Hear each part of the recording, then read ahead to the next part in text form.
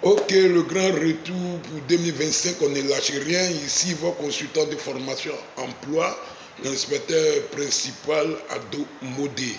Bonne heureuse année 2025. Toujours dans le système éducatif avec la formation emploi, surtout l'adéquation formation emploi. L'adéquation formation emploi qui est à la base de tout développement économique. Et donc aujourd'hui, je vais dénoncer et critiquer un peu des étudiants qui luttent pour se retrouver en Europe pour aller faire un peu des études en grippe bande de cons. Toi, tu luttes, tes parents luttent pour te donner de l'argent ou bien tu as lutté jusqu'à quand tu as eu des bourses d'études. Tu vas en Europe, tu vas faire des études. Tu fais des études jusqu'à quand tu fais son doctorat pour obtenir doctorat en littérature française. Quand tu finis ton doctorat en littérature française, là-bas pour t'insérer, c'est un peu compliqué aussi avec ça. Tu reviens au pays. Mais quand tu descends, tu es au pays. Toi et celui qui fait le champ de manioc, champ de riz, champ de tomates, quand tu vois entre vous deux qui est important, la réponse est à toi, s'il te plaît, écris en commentaire. Toi, avec ton doctorat de la littérature française que tu as obtenu en Europe, tu es revenu au pays. Et le planteur du tomate, de la tomate plutôt, la tomate, du riz, manioc, entre vous deux, qui est utile pour la société ivoirienne? Il faut répondre en commentaire. Et pour ne pas vous laisser, je voudrais aborder aussi le chapitre des gestionnaires des ressources humaines, toujours dans le système de l'adéquation formation-emploi. Toi, tu es DRH, tu es censé affecter des agents en fonction de leurs compétences dans les différentes directions. Mais souvent, nous sommes surpris quand on affecte un comptable dans une direction, là où on n'a pas besoin de comptabilité dans cette direction, parce qu'il n'y a rien à comptabiliser là-bas. Et ce dernier-là, on le rend un informaticien.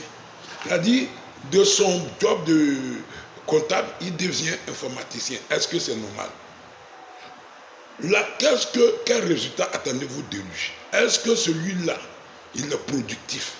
Quelle est son utilité dans le développement économique là, à partir de cet instant? Il y a des gens qui ont fait des études en statistique. Un bon statisticien. Vous l'envoyez dans des directions, c'est lui qui reçoit des dossiers d'inscription pour des examens ou bien pour la rentrée. Alors qu'il doit être à l'Institut national de la statistique. Est-ce que vous trouvez ça normal? C'est comme si vous affectez un dentiste ou bien un assistant dentaire dans un service de sage-femme. Vous prenez la sage-femme, là, vous l'affectez dans le service de tuberculose. Vous attendez à quel résultat? Vous voulez que ce dernier fasse quoi? Est-ce qu'il sera productif pour l'État de Côte d'Ivoire? Mais l'État est victime souvent de vos agissements. C'est vrai que le fonctionnaire, on dit le fonctionnaire qui a matricule, il est un peu comme une tige de manioc partout, on la dépose, la tige de manioc pousse. Mais n'oubliez pas que souvent aussi quand vous jetez là, il y a la saison sèche. Et s'il n'y a pas de pluie, cette tige-là sera inutile, va sécher, ce sera inutile. Et donc quand vous affectez des gens dans des directions ou dans des services où il n'y a pas de formation, la formation, où il n'y a pas d'adéquation formation-emploi. C'est-à-dire que dans cette direction, l'activité qu'il est en train de faire n'a rien à voir avec sa direction. Alors permettez à ce dernier-là de faire des formations complémentaires ou additives. Donnez-lui des possibilités de faire des formations. Toi, DRH, tu es là, tu n'es pas là pour sanctionner des gens.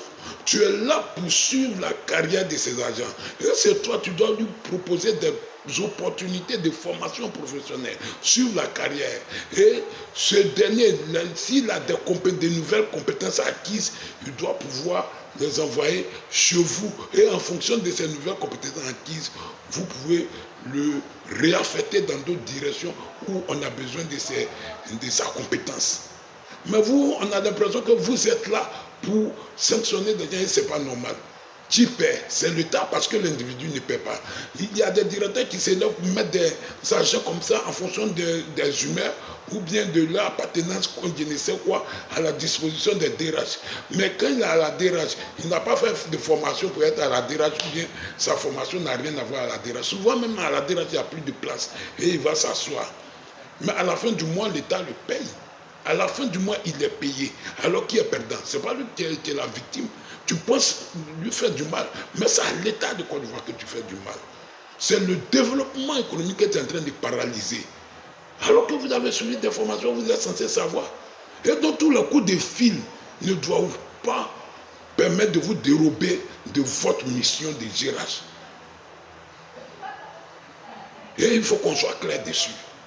Parce que le développement passe forcément par là, surtout le développement dans les pays en voie de développement comme nous. L'adéquation formation-emploi est très importante pour nous parce que non seulement ça a réduit le chômage de 5 à 10%, et ça augmente la productivité de l'État de 20 à 30% en fonction des pays. Et donc il faut savoir exploiter cette main-d'œuvre qualifiée. Ce capital humain, là, il faut savoir l'exploiter. Au lieu de chercher à le nuire. Mais ce n'est pas lui que vous faites du mal, c'est à l'État.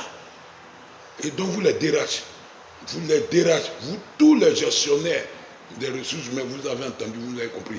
Je vais faire un dossier complet. Et puis je viens, on va échanger. C'est toujours dans le domaine de l'emploi. Il ne faut jamais envoyer un dentiste dans le service des sages-femmes. Sinon un jour tu vas avoir problème. Il faut mettre le dentiste là où ils doivent, dans le service des dentistes. Il faut laisser la sage-femme dans le service des sages-femmes. Alors, on va terminer avec toujours Machiavel, sa règle numéro 6 aujourd'hui. La règle numéro 6 de Machiavel qui dit, il dit quoi? L'amour doit être équilibré par le respect. Ça, c'est Machiavel qui le dit.